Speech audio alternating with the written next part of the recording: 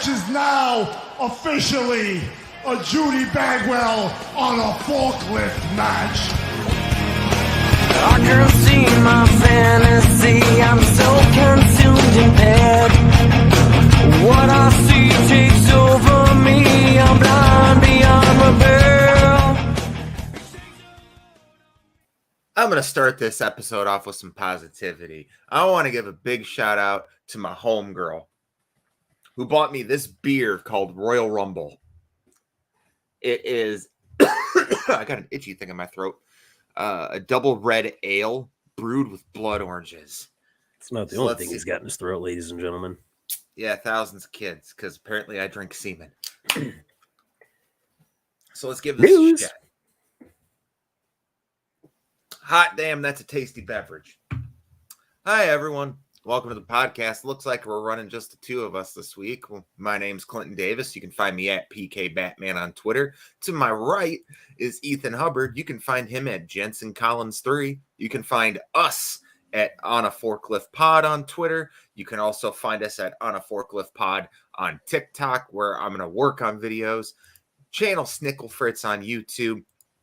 PK Batman 420 on Twitch. I'm going to figure out a way to get everything into one home so that it's just one fucking brand. I'll get there. We've only been doing this for like 9 months now. I should probably take this seriously. Well, that's why I formulated the other stuff to be that.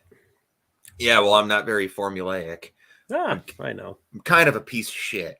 Like a giant piece of shit. You know how big of a piece of shit he is? When he says that he's not formulaic, that means he's the one that's causing the baby formula shortage. Mixes it with every meal. He's got to get his fill. Clinton breastfed until he was... Shut the fuck up!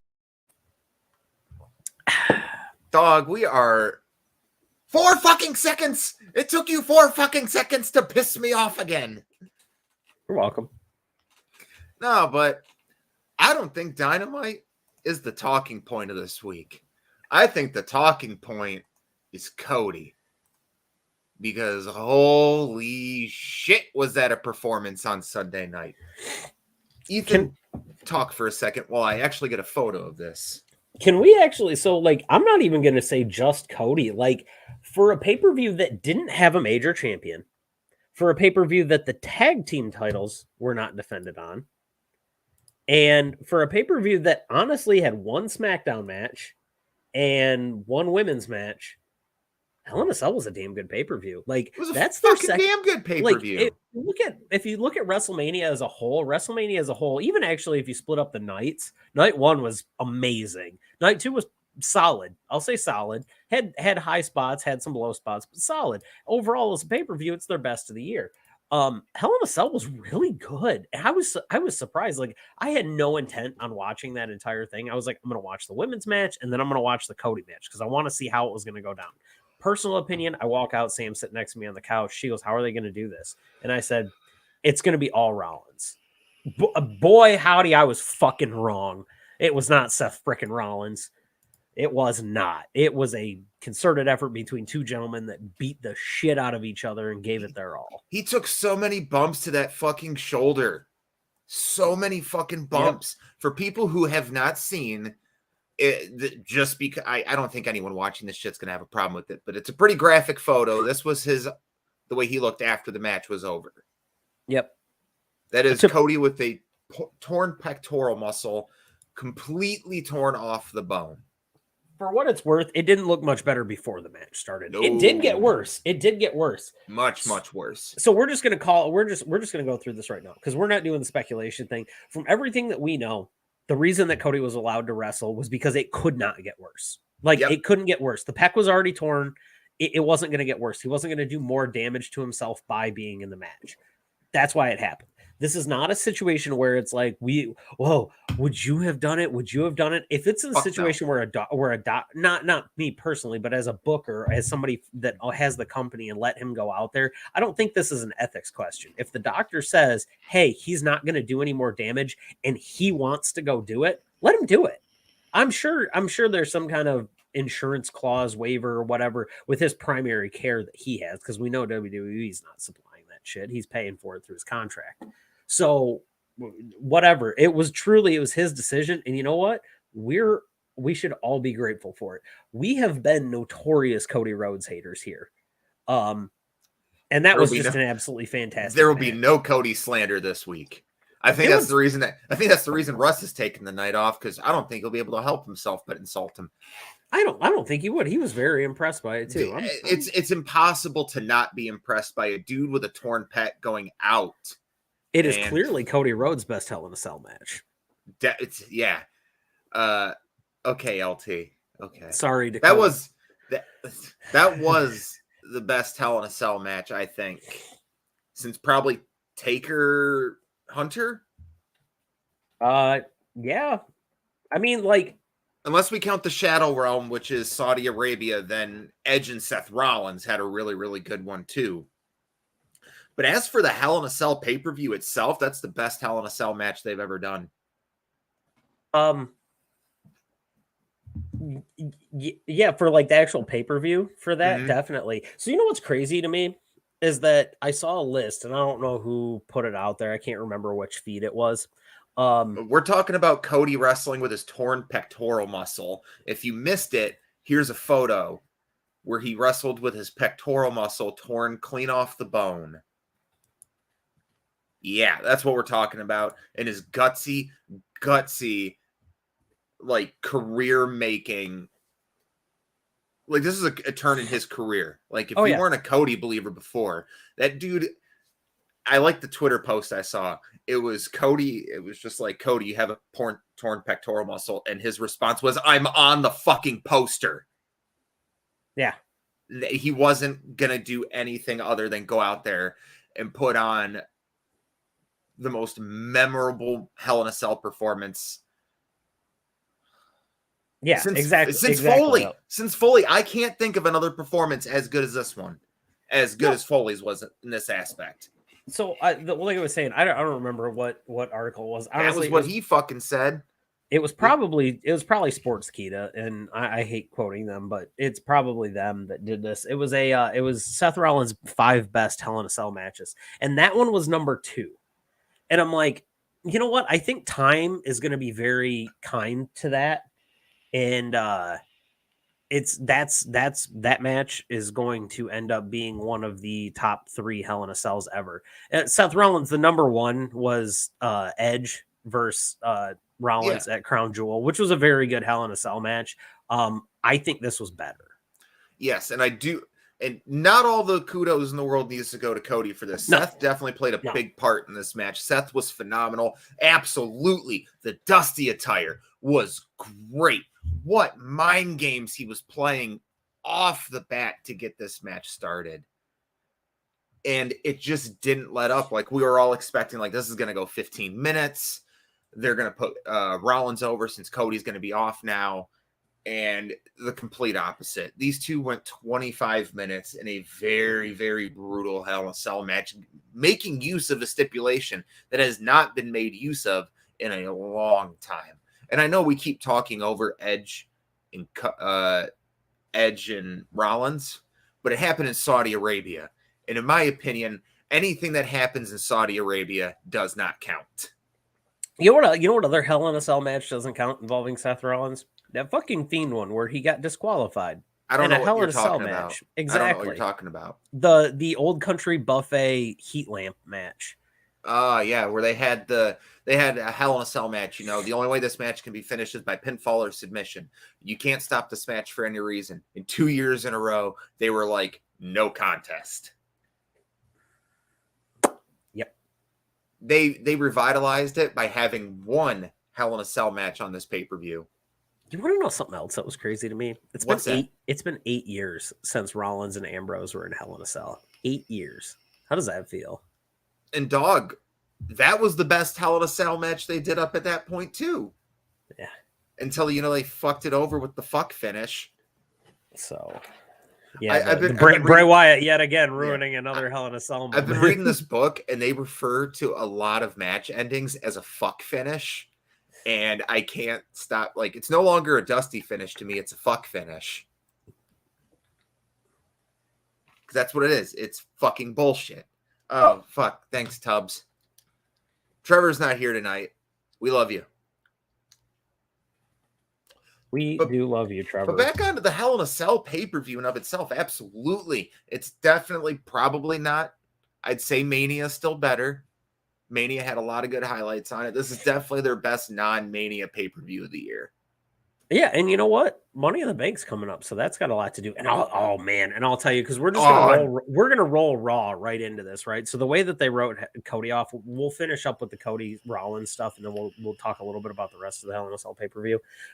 If you didn't watch Raw, the way that they wrote Cody off, Cody gets into the ring, he's talking about, he goes, 4 weeks time, looking above the ring at the 2 briefcases and the contracts within them, which are the important part. And he talks about how he's going to come and do it. And I was like, you crazy fucking bastard. You're going to do it. Like, he had me convinced. And I was like, there's no way he's going to. I'm like, he's going to come out here. He's going to climb that ladder at the end, one-handed, wrapped up everything, grab that contract, and then sit on it, which would be perfect. Like, that'd be perfect. Because then when's Cody coming back to cash in, right? Like, how fucking cool of a storyline. And how fucking cool of a storyline would that be? Just amazing. Let me tell you what I think. I don't want the title on Roman anymore. I don't. This performance from Cody has proven that he's the guy who's going to take the belt off Roman. Because at this point now, from what I'm to understand, Roman's not even scheduled for Money in the Bank now. So let it be 3 consecutive pay-per-views where the title has not been defended. So we're getting to Brock Lesnar levels of this title not being on TV. Yep, all of them. All of them. The fucking most used title in WWE right now are the tag titles. If we're talking men's, the tag titles in the US, because Theory's holding it. Yep. And we're going to get Theory and Cena at SummerSlam. So the thing that I do like about the tag titles, and a thing that I actually think is a benefit of Roman being off TV, is I think when he comes back and he only has 1 belt, it's going to be like, oh, okay. Like, I think somehow that's going to happen. I think that's part of the reason he's off, is because when he comes back, it'll be like a debut thing. It'll be the single belt. The Usos. What? 2-car funeral. I'm lost, Trevor. Could you please elaborate? I don't know, man. Hey, so the thing that look, we say a lot of shit about the E and how they handle their stuff. One thing they're doing great right now is the Usos. The Usos are fantastic right now. Main event Usos. Yeah, and if you want to watch a match on Raw that had no reason being as good as it was, go watch the Usos Street Profits match from Raw. No, that has every right to be good because it's the Usos and the Street Profits. Well, I know that, but like on a Monday night, that's just that's a throwaway. Like, here's 12 minutes, and it was good. It was fun. I think it went longer than 12 minutes. It was like 16, but Kyle O'Reilly had a hell of a night tonight. Kyle O'Reilly put on his fucking boots to work. We'll get to that very soon because I have very positive things to say about KOR. But the one match I want to talk about from Hell in a Cell, I fucking love that 6-man. I love that trios match. Judgment Day versus Bullet Club, Liv Ever, whatever you want to fucking call them. That was great. Rhea and Liv have that perfect, like, Lita Trish Stratus chemistry to where anytime those two get in the ring together, it's going to be fucking great. And everyone played their fucking role in that. And we can roll that. Judgment Day got the win after Rhea Ripley got on the ropes and was looking all bootylicious and distracted Finn. I don't blame him. Rhea, I love how Rhea just straight up says, I know everyone's looking at my ass. Like, thank you. Appreciate it. But like, that 6-person humped so fucking hard. And it just goes to show that my favorite matches are trios matches. Yeah. And the thing that led into, we can talk about that just barely. Do I think they pulled the trigger a little too soon? Yes. But was I surprised? Yeah, I was. For once, I was surprised. So yeah, I'm going to let it ride. And from what I understand, the only reason they cut it was because Edge didn't want any part of the supernatural shit. Yep. He just wanted a badass stable. Yep. Which, you know what? Respect to a legend. That's good. Mm-hmm. You got the demon, that supernatural shit. If you can revive it at this point, like, fine. Don't let Ciampa near the group now, unless he's gonna like have a split personality disorder where he's psycho killer. Then yeah, he'll end up being a fucking warlock. They'll end up putting face paint on him, make him look like Stu Grayson.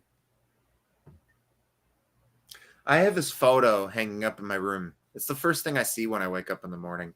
I don't want to have to take that down. Well, I agree with you. I like Tommaso. Yeah, I like Tomato Champion. Yeah. So anyway, I mean, Hell in a Cell was fun. And that women's match that opened it up, what?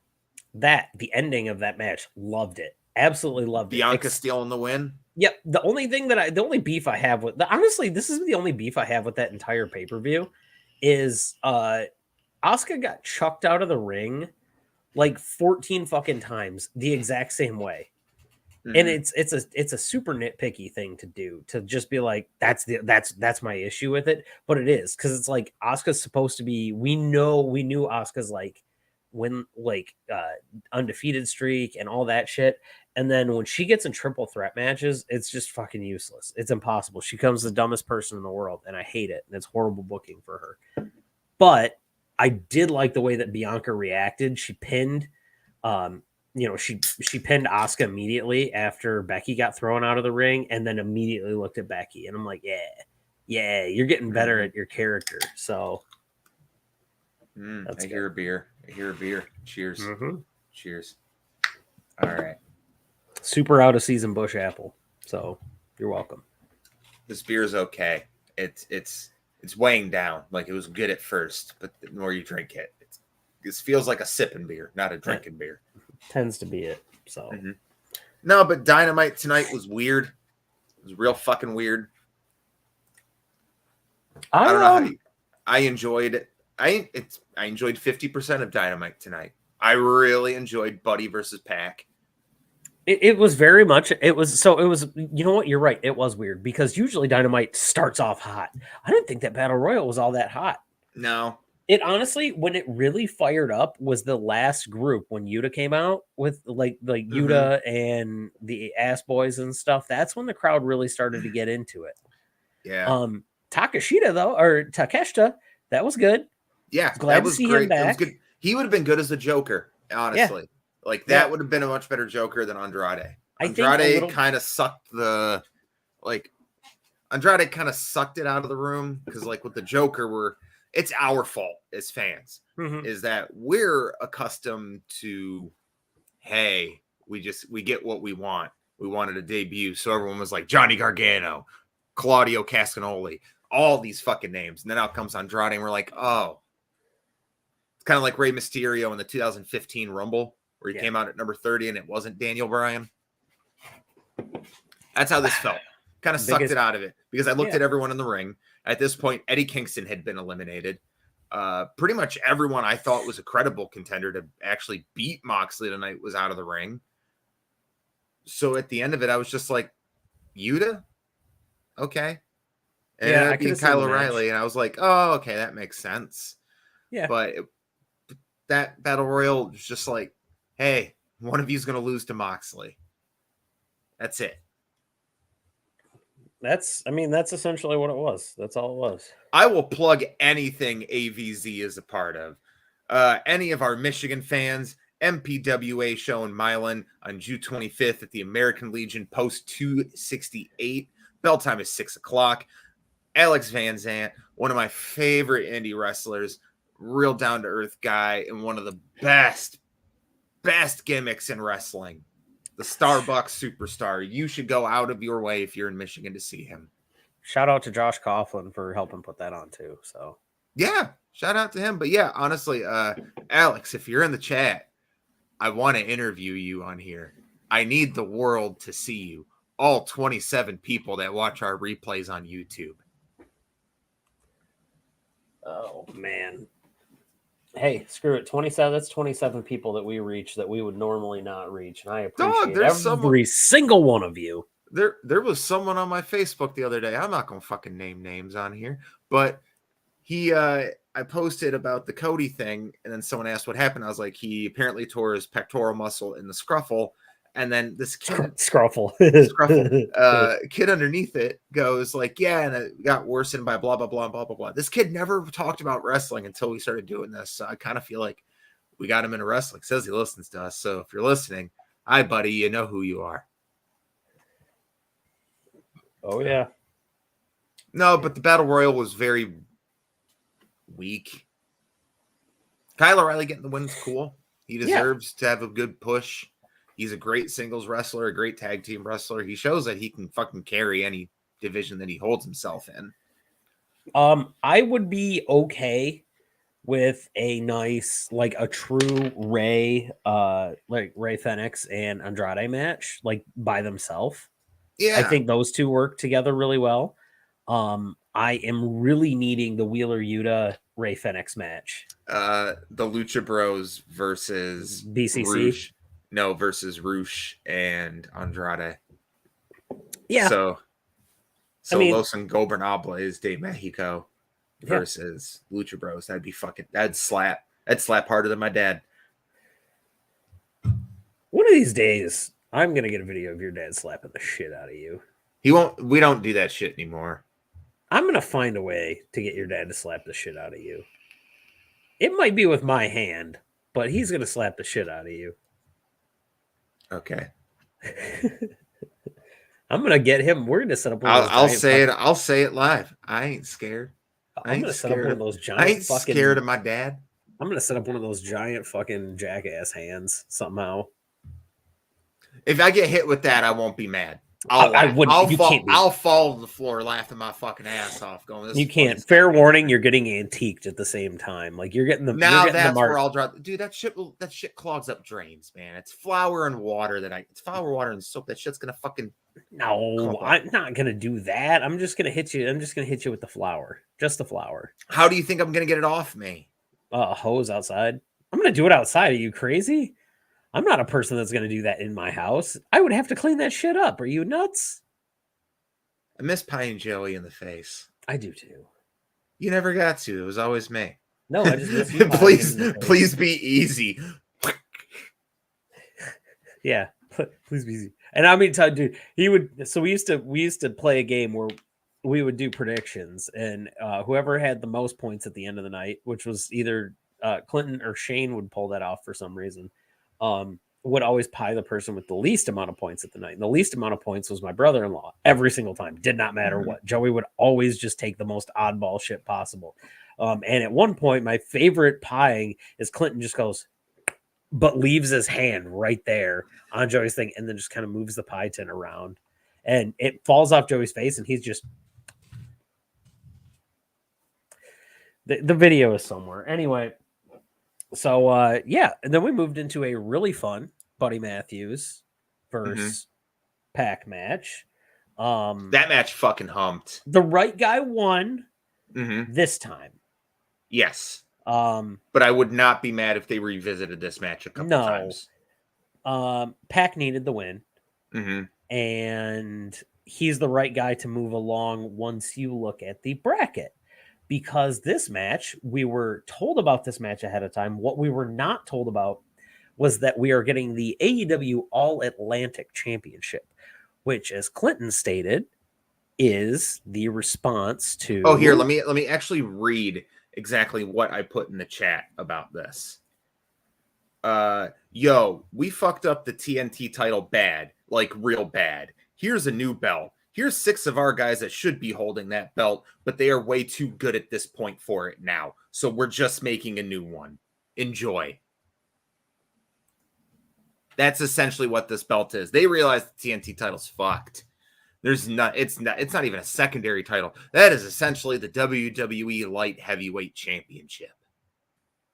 At this point. I'm shocked Wardlow wants to hold that belt. But if anyone's going to fix it at this point, Wardlow can fix it. His promo later in the night was very reminiscent of that. It was very direct of, hey, I know this belt has been mishandled. I'm going to bring some prestige back to it, which I'm okay with, because then inevitably, if Miro loses this title, which my guess for this is, Clint, do you have the 6 men that are currently named along with the 2 yet to be named New Japan wrestlers? 1 second, I will get it pulled up because I have it.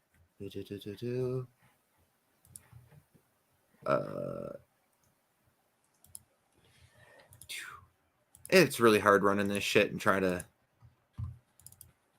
It's like we need a tech guy or something. So this is the brackets right now. Buddy Matthews lost to Pac, so Pac moves on to the Fatal 4-Way at Forbidden Door. Next week we get Ethan Page versus Miro. Then we're going to get Penta Obscura versus Malachi Black. New Japan will be announcing their 2 competitors, and all 4 men who win their matches move on to a Fatal 4-Way at Forbidden Door, which that match, Fatal 4-Ways fuck. So that match is going to be awesome. Yes. Personal prediction. I think Miro should be the champion to win this. He's the only person not currently involved with a trios thing. However, I can see Malachi winning this because House of Black needs that boost. Mm-hmm. They need that little boost right now. Pac doesn't really need that. Death Triangle doesn't really need that. Ethan Page, it's not going to help. It'll help him, but it's not going to help him in Scorpio Sky. However, I do think he needs to be a singles wrestler. And I very much like that there's not a single American in this. And I actually have my pick from Japan who I want in this match. Who I don't care which 2 people they have in the bracket, but the person I want involved in the Fatal 4-Way, Sonata. Oh, I was going to say Robbie Eagles. No, he's too...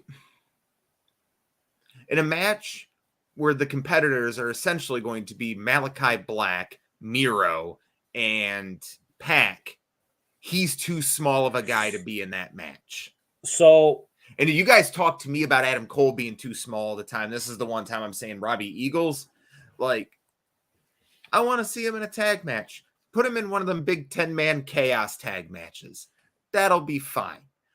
But no, I want a big established star in this, not named fucking Evil. Who I think they're going to put in this. I want it to be Sonata. Or if we're going to go with the junior heavyweight, Takahashi. So I think judging by the other guys involved, I think Ishii is going to be one of them in this match because people know him. So I think he is going to be a competitor. I don't think he's going to win. Yes, Hiromu would be a great one too. That would be a good TNT title feud, Miro and Wardlow. That'd be fucking fun. Yes. Now the real big one, and he's not going to be. It'll probably be Takahashi. The one that would be very fun to have in this match though would be Naito. Naito would be fun. However, I want to see Naito walk the next night. That's fair enough. And all these guys target necks. So yeah. Well, that's why we're not getting Shibata. You're not allowed to bring him up. Oh, I'm gonna break Clinton's heart tonight. That's what I'm gonna do. You know that fucking TikTok going around where it's just like it's been blah blah blah many years, get over it. Mine would be it's been blah blah blah many years since blah blah blah retired, get over it. And then it would just cut to a lot of photos of Shibata because I love him. I'm so upset he's not wrestling anymore. But that's because he's just doing those like exhibition matches with Zack Sabre Jr. to live. I know. Anyways, Pac got the win over Buddy Matthews, advancing to the match at Forbidden Door. That match is going to hump if any of the other 7 competitors that are involved in this tournament are going to be. So, 6. Yeah, because 2 of them. Math is hard. Yes, it is. Remedial math is just a motherfucker. So we move on to, did the Wardlow promo come before or after the Hangman match? After. Okay, so Hangman versus Juice Robinson was next. Not Juice Robinson, David Finlay. Yeah, the other half. The other half of the tag team, yeah. And I thought that match was fun. Nothing that really blew me away. No, it was, you know what? I will say this. Hangman is getting more consistently he's getting more consistently better matches, if that makes sense. Like he's not he always seems to have a really bad pay-per-view regression. So he has a good match at a pay-per-view, and then his next match he has, if it's not the pay-per-view match, it feels like a regression to me. So he did a lot better on that. Hey Chris, no, we're both in agreement. So it was like 50-50 tonight. Because I'll tell you right now, we can jump right to this one. I'm going to get a lot of hate for this. Thunder Rosa needs to drop that title. I didn't even watch that match, so I got nothing to say about it. It's not that clarification here. I was handling shit at the house. I was doing other stuff. My kid was running wild. Emma Mania runs wild around here. I didn't watch that match. You didn't miss much. It was boring as fuck. It was so boring. I'm so, like, give the title back to Baker. Do something. Fucking anyone. Have Jade be double champion. I'll give Russ what he wants. Let Jade be double champion. I don't care. But Thunder Rosa needs to lose it because they obviously have no faith in her as a champion. I had hopes after the Serena Deeb match that they were going to go in the right direction for Thunder, and it doesn't seem like they're going to. So just give the belt to someone you're going to fucking do something with. Okay? I've given more time than that match should have. It's bad when something's like boring to where you have nothing to talk about, but it's even worse when a match is bad to the point where you have to bitch about it. And this was like the low point of the show for me. And it went right on before your main event, which I thought that match fucked. That match was real good. Kyle O'Reilly and John Moxley, especially after Kyle O'Reilly did the Battle Royal earlier, that match was fucking great. We got Ruby fans in here. Yeah, you know what? Give it to Ruby. I'm always this close, but you know who's always there? Britt Baker to stop her. Well, Britt Baker is not the fucking champion right now. And we've seen, has she beaten Thunder Rosa? Britt, she no, Ruby. Ruby eliminated her from the Battle Royal last. So technically Ruby's got one up on Thunder.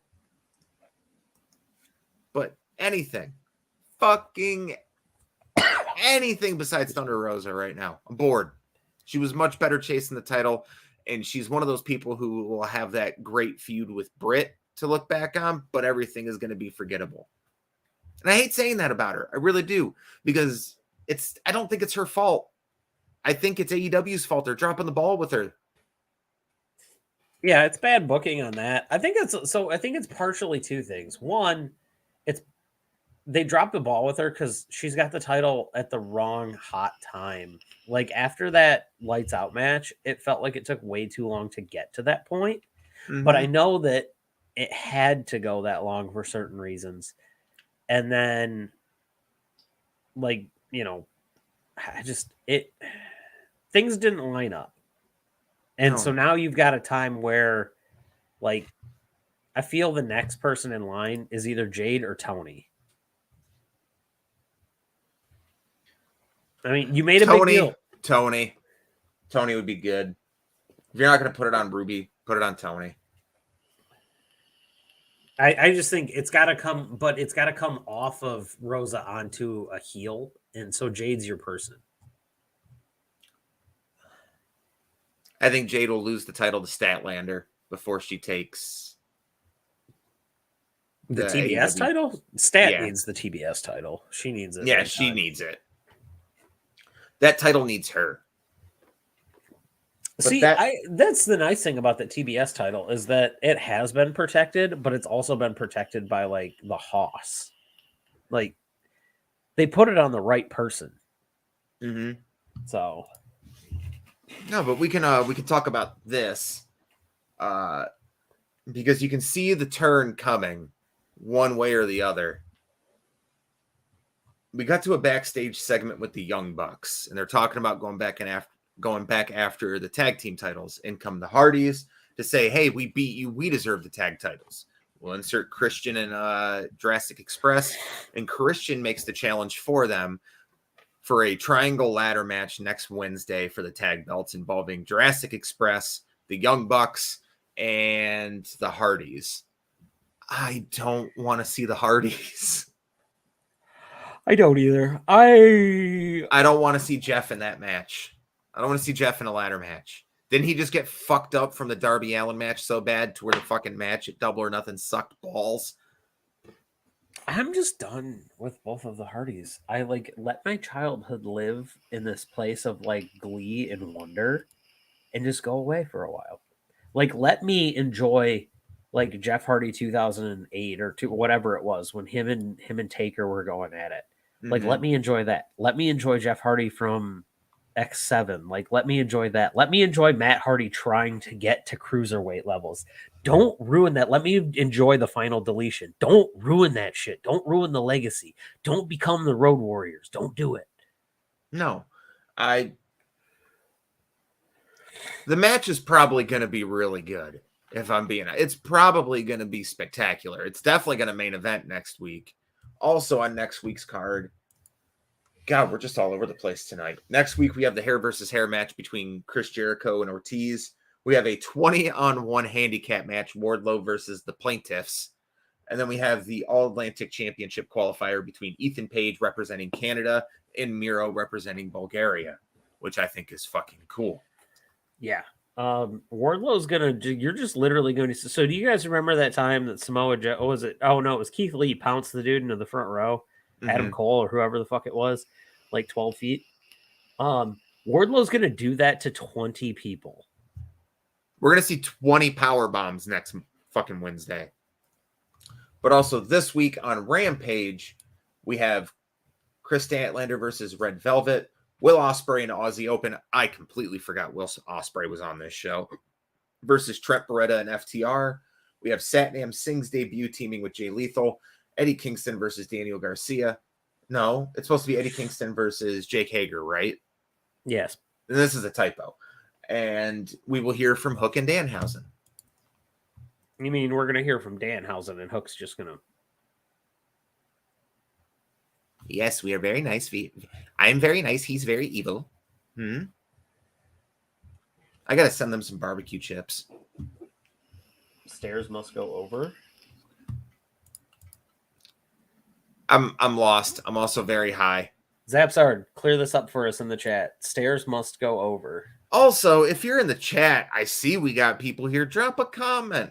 We love hearing from all our fans. We get to this point in the night where we just want to talk to you guys and figure out what's going on. We're moving into the main event right now, which Moxley wins. There was never a doubt in anyone's mind that Moxley wasn't going to win tonight. He's going to go on to Forbidden Door to probably take on Tanahashi in the match he's been clamoring for since August. Oh, yeah. The Hardy versus Allen match. Yeah, the stairs. Oh, yeah. I don't want to see the stair spot anymore. In a matter of 2 weeks, I saw 4 different stair spots. And I'm good. Even at Hell in a Cell, they had a fucking stair spot. Oh boy. Yeah. What? I don't know. I'm so conflicted by this week because this is the first time in a long time that I can say that I watched a WWE product and wasn't inherently impressed with the AEW product that was going to follow it in the week. I think WWE won this week. They did. They really did. Even all the aftermath with Seth Rollins. The only problem they have right now is that all of their main eventers are out. Well, the other problem that they have is formatting a match during a show. So was it shit, 20? Shit. Sorry, yeah, we forgot about Adam Page. We talked about the match. It was okay. We forgot about I didn't really think much of it. But the promo, he came out and he called out Okada for the IWGP Heavyweight Championship. And the reason I probably forgot about this, because Adam Cole called him out after. And that feud's dead in the fucking water for me. I have absolutely no interest in seeing the Adams on screen anymore together. I don't care what your reasoning is. It's like when you play 2K22 and you keep running the same match over and over. Eventually it says the fucking feud is stale and they need to realize this thing is staler than the bread that you left out on the counter for a month and forgot about. Yeah, I just don't care about it. My options are Adam. So theoretically, place 3 options here. So my options are Adam Page versus Adam Cole, Adam Page versus Jay White, or Adam Page versus Kazuchika Okada. Which is my preferred option out of those? Okada.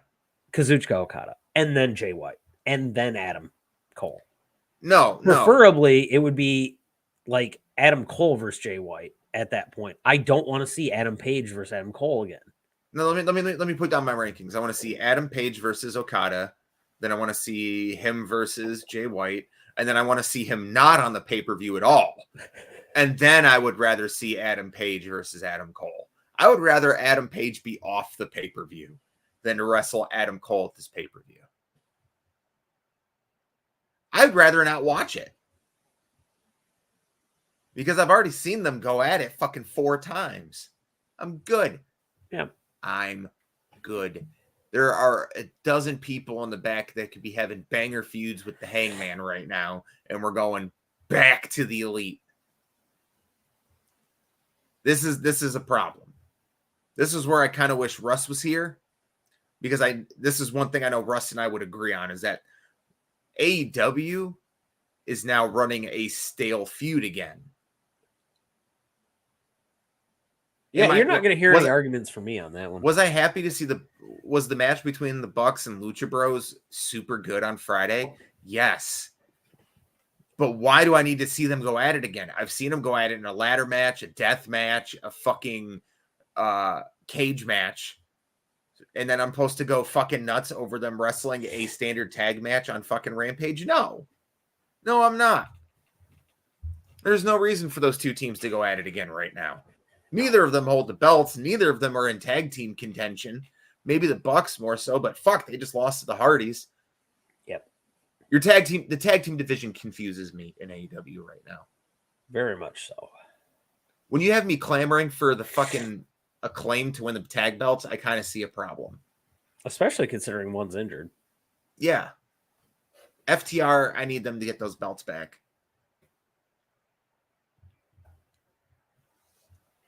Man, I don't know. Why am I so I'm so lost on this right now. Like, I want to be excited. This pay-per-view is 3 weeks out. Not even 3 weeks out. This pay-per-view's 2 weeks out, essentially, right? Yeah, 2 weeks out. Yeah, 20 days. Yeah. No, 18 days. 18 days. I was going to say, it's 2 weeks from Sunday. Mm-hmm. And I can't bring myself to give a fuck. Mm-hmm. Like, yet I can't, and it's crazy because we've had 2. So we know 3 matches essentially. We know we're getting Tanahashi versus Mox.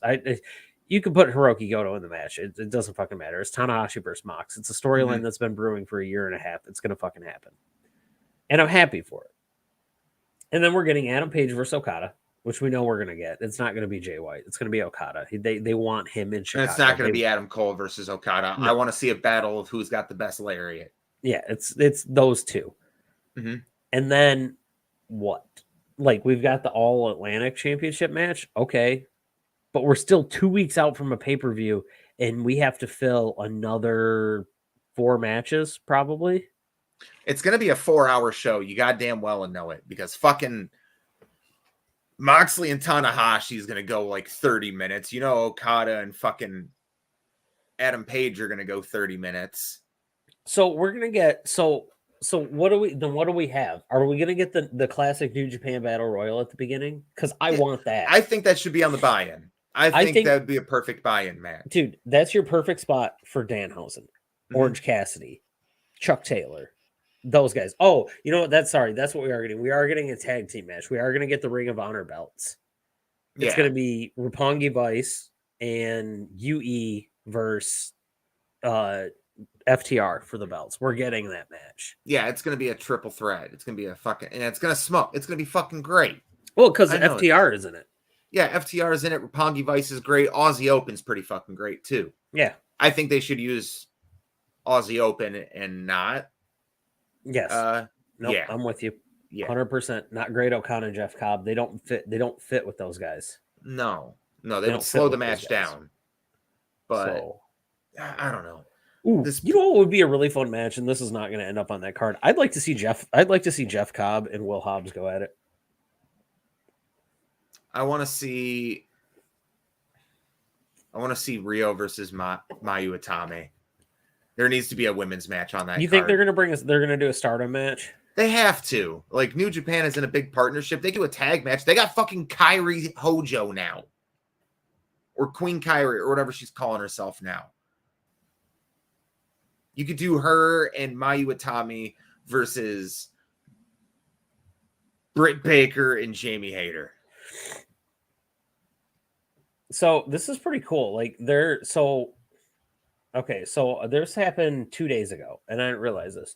So New Japan announced the first ever show with an all-female promotion. So it's New Japan X Stardom, and it's going to take place in November. So this is kind of a test run. Like, yeah, give me, like, if you want to make this just a match to where these two are going to work together, it doesn't even have to be Britt Baker. It doesn't have to be somebody like that. Give me Kyrie versus Shida. If you want to have that, because those two are going to work together really well. Their styles complement each other. Mm-hmm. So, no, I think in a week, this week in wrestling, it was headlined by a lot of WWE shit. I didn't even talk about NXT. The Creed brothers versus Pretty Deadly was fucking phenomenal. Oh, so yes. was Cameron Grimes versus Carmelo Hayes. That match fucked, but everything else in that card was pretty shit. Wendy Chu and Mandy Rose might be the worst NXT women's match I've ever seen. NXT women's championship match I've ever seen. Yes. The tag title match wasn't anything. The female tag title match wasn't anything to write home about. Joe Gacy versus Breaker sucked. But those two other matches, those two, the men's tag title and that North American title match are two matches you should go out of your way and watch this week. You know what? Ever since she came back to NXT, yes, because she doesn't have to perform as hard anymore. She could be the drizzling shits. But when she was on the main roster, like that, her and fucking Sonya Deville, they were great. I don't know what this Mandy Rose is. I don't like the whole hotness over talent shit. I'm not a fan of it. I can't wait for Roxanne Perez to fucking take that title off of her, because that's definitely the direction they're going. So, you know who else would be good? I'm sorry. I'm flipping out on Joshi stuff right now. Julia would move over really well from Stardom because she can speak. She's an English speaker. Mm-hmm. So if you want to transfer and you want to have somebody do that, also she has a fucking look. Like, she just has a look. She's very like, yeah, she translates well. I thank you for agreeing with me. I'm going to disagree with you. I think Mandy Rose has actually been pretty good on the NXT roster. I don't like the character that she portrays, but I think her in-ring work has been better. I love JC Jane and Gigi Dolan, however. I think they are fantastic. But they have no fucking teams to face. No. When you have them up against a good team, like fucking Dakota Kai and Raquel Gonzalez, that was great. Io Shirai and what was her Zoe Stark? They were great. Yeah, exactly. WWE don't know what fucking teams are. Unless your name is the Usos, the Street Profits, or the New Day, you don't have a guarantee as a tag team. Yeah. I want to love American Alpha so much, but I know they're just going to break up Chad Gable and Otis. What are they called? They're not American. What are they now? I don't fucking know. I don't know, man. Look, we haven't done this in a while, but if you guys want to go watch a really good match, go back and literally just go to YouTube and type in American Alpha versus the Revival and just watch it. Any of them. Alpha Academy. Oh, that's it. Yes. Alpha Academy. But yeah, just go back and watch any of those. They're fantastic. You know who's great in NXT? Chase Owens. I love this Chase University shit.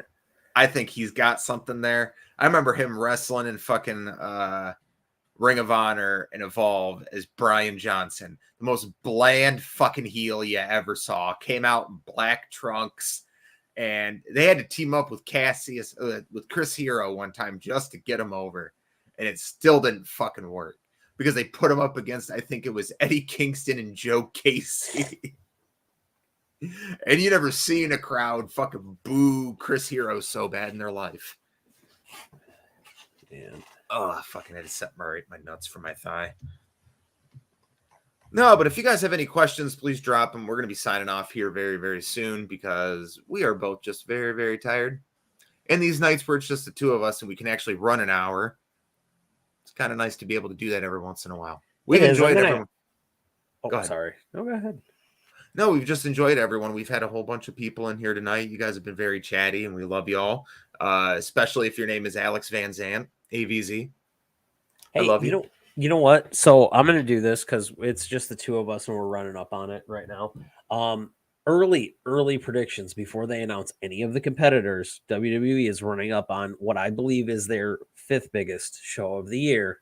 Should be one of the big 5, not the big 4, even though they had to downsize arenas. Who do you think win the Money in the Bank match, especially now that Cody is out? Women's. Liv Morgan. Oh, okay. Because Rhea Ripley's already for the title. She's not going to be in the ladder match. It's Liv's time. You want to know mine? Who? There ain't no stopping us now. We celebrate on the floor. Go, get ready to go. We're ready to go. If you want, hold on, Bailey. If you want a great, yes, if you want a great tag team feud, DIY versus the Revival. All 3 matches, all 3 takeover matches. The first one, the 2 out of 3 falls match, and the fucking triple threat elimination match with the Revival, DIY, and what were they? Authors of Pain. Yeah, it's the best fucking trilogy NXT ever did. Liv Morgan, not a chance. I don't know, man. They wouldn't be putting her in this predominant of a role, in this big of a role with a feud that big right now if they didn't have some plans for her. Because I think it's either going to be Liv Morgan or Alexa Bliss, because you don't really have any other options right now, unless Becky wins. I think Bailey comes back and wins. She did post a photo of boots the other day, so yeah, I think Bailey comes back and wins, and I think Bailey beats Ronda or she cashes in on Ronda. Now the men's, Finn Balor. There's literally nobody. Here's my problem. There is nobody. I don't have a person. Want my opinion on who I think should win? Jey Uso. I want to start the downfall there. I'll allow it, but be careful, McCoy. I want Jey Uso to win it. I don't think he will. I think they're just going to do it's Drew, I guess. I don't know. So he can guarantee his match at Clash at the Castle. That's all I have. If Cody wins, I'll be fucking shocked. Bro, I would be like the amount okay, so I could see Rollins winning it though. Like I could see Seth winning it. Mm-hmm. To be like, I took Cody out, I'm taking a spot. Like that's the thing. I can see that. But I don't just I love Rollins in that. So Rollins reminds me so much of Randy in regards to this. I love Rollins in the chase, but I hate Rollins as a champion. I agree. It's the Hangman thing. Looking I hate back Hangman on as it, a champion, but I love him chasing the belt. I started to like Hangman at the end as a champ. I liked the ending of Hangman as a champ. Like the last 2.5 weeks, I really liked it. So my problem is, excuse me, they don't do anything with them when they get to that point, and it's almost all champions befall that. Reigns has done a great job at that, at not being that way, and the truly great champions really make sure that they do something with the belt while they have it. And you know who's not a truly great champion, and this is going to chap everybody's ass? John Cena. I love Cena. I love your dad. I love him. He doesn't do enough with the belt when he had it. He didn't do enough with it. Shut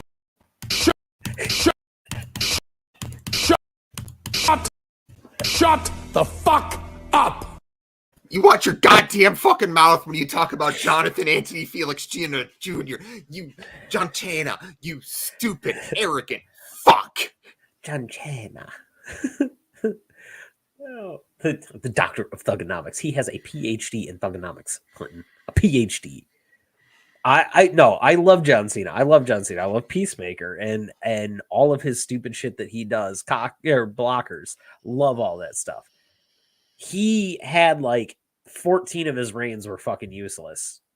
Also, the one thing that still chaps my ass the most about John Cena, it is not his fault, is beating Rey Mysterio for that title. Okay, I'll give you that one, but That one irritates the shit out of me. Rey deserved better.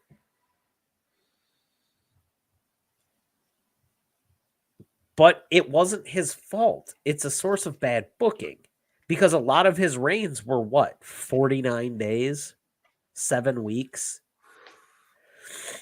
I got to stretch real good before I come over there and whoop your fucking ass. Oh, hey, everybody, check that donk out. I'm going to come over there. Ethan, next time I see you, I'm going to put you through a fucking wall. 14 out of the 16. I'll give you half. I'll give you half. Give me I will 10. give you half. Give me 10. No, half. 9. No. Final offer. 9. No.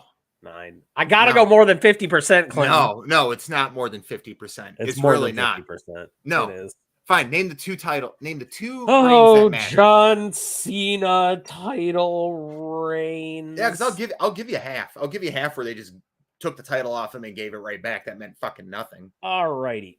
I just need John Cena's. I don't want the whole fucking history. Get the fuck out of here with this shit. John Cena's 16. Stupid, arrogant prick. Okay, which ones are useless? The Batista one. The one that he won it, and then Batista immediately won it. Okay, so there's one. The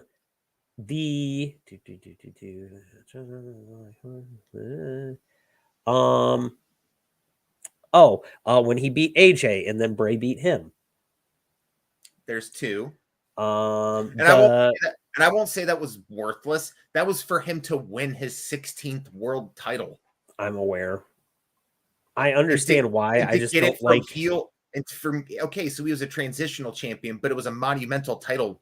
It's not the match that he won it. It's how he lost it. Like I said, these are not his fault. These are bad books. In an elimination chamber match where he was eliminated by by fucking Bray Wyatt in one of the most over moments of the whole. I'm fucking done with you.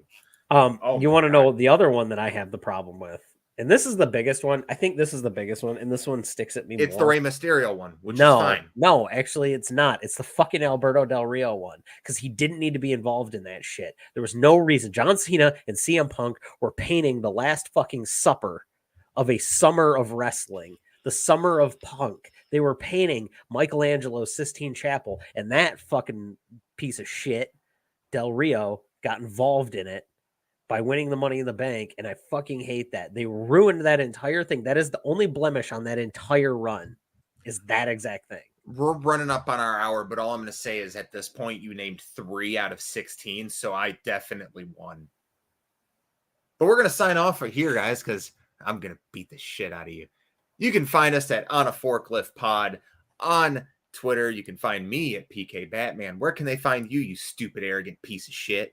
You can find me at Jensen Collins 3, and you can also find us at On a Forklift Pod. Chances are it's me. Also, I'm going to shout this out while I'm here. Seahawk, Cam, quit starting fucking wars. I know you don't listen to us, but quit starting fucking wars. It's kind of funny. Keep doing it.